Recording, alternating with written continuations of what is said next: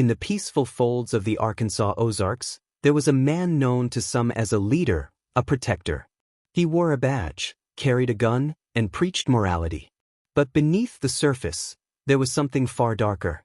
This is the story of Grant Hardin, a former police chief, a convicted killer, a rapist. And in 2025, this monster did the unthinkable. He walked out of prison and disappeared. This is the true story of the escape that stunned a state and terrified a nation.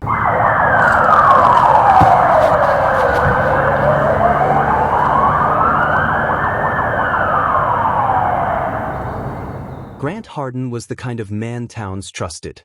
He'd served in police departments across Arkansas, eventually becoming the police chief in Gateway, a sleepy Ozarks town where trust still meant something. But that trust would be betrayed in the most horrific way. In March 2017, Hardin confessed to the cold-blooded execution of 30-year-old James Appleton, a beloved water department worker. One bullet to the back of the head. But the horror didn't stop there. That same year, a DNA match linked Hardin to the 1997 rape of a Rogers schoolteacher, a crime that had gone unsolved for 2 decades. The survivor, Amy Harrison, had lived for 20 years without knowing who her attacker was. Now she knew. And so did the state. Hardin was sentenced to life, with an additional 50 years. The press dubbed him the devil in the Ozarks.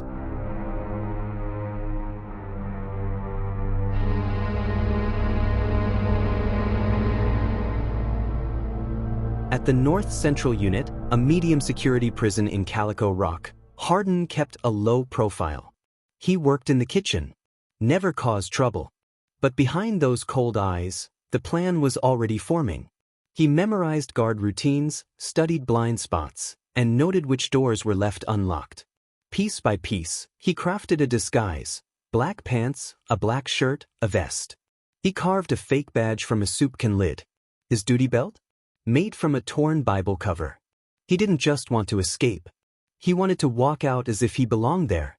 And on May 25, 2025, Memorial Day weekend, when everyone was distracted, Hardin made his move.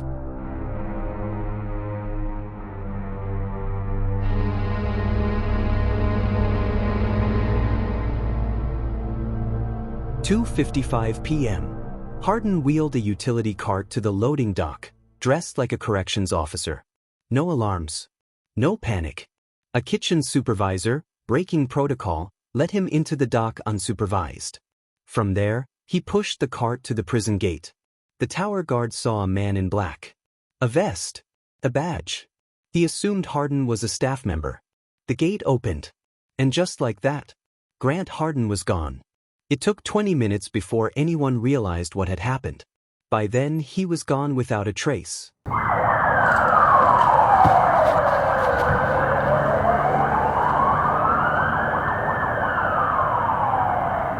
Panic swept across Arkansas. Authorities launched a multi-agency manhunt. FBI, U.S. Marshals, K-9 units, drones, helicopters. Small towns were placed on lockdown. Residents were told to stay inside. Hardin knew the terrain. People feared he might be hiding in the caves and cliffs of the Ozarks, or worse, targeting his past victims. Amy Harrison, now in her 50s, said she slept with a chair against her bedroom door. "I lived through hell once," she said. "I wasn't sure I'd survive it again." For 13 days, Arkansas held its breath.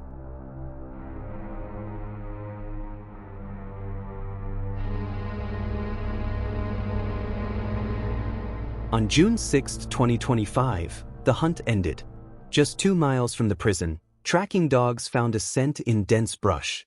Officers moved in. There he was, filthy, barefoot, clutching a backpack. No weapon. No fight left. They scanned his fingerprints. It was him. The devil in the Ozarks had been caught.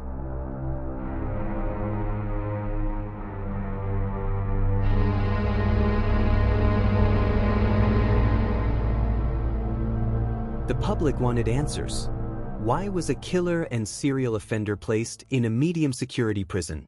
Why weren't staff trained to verify identities at the gate? The fallout was swift. 2 employees were fired. One for opening the gate. another for letting Hardin into the dock. The Department of Corrections launched a full investigation. A legislative panel was formed. But for many, it was too little, too late.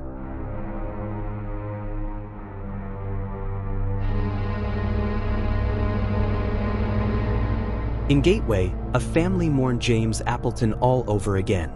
In Rogers, Amy Harrison finally began to breathe, but only after days of terror.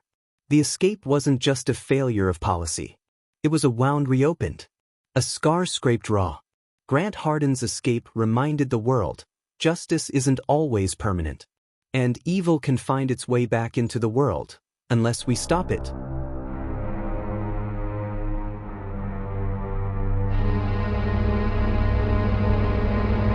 What would you do if your worst nightmare escaped? Let us know in the comments. Don't forget to like, subscribe, and hit the bell for more stories that reveal the truth behind the headlines.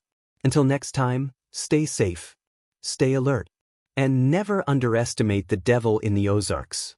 Like and subscribe.